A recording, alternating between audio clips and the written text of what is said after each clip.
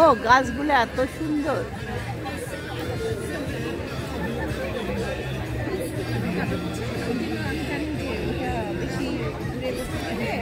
অনেক তো ড্রাইভিং এটা যেরকম স্ট্যানলি পার্কে খুবই সুন্দর, কিন্তু ওখানে পার্কিং এর ইস্যু লাগবে।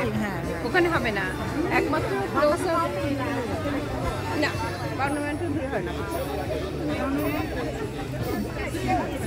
তারপরে আরেকটা আছে যে কুইন এলিজাবেথ পার্কেও আছে।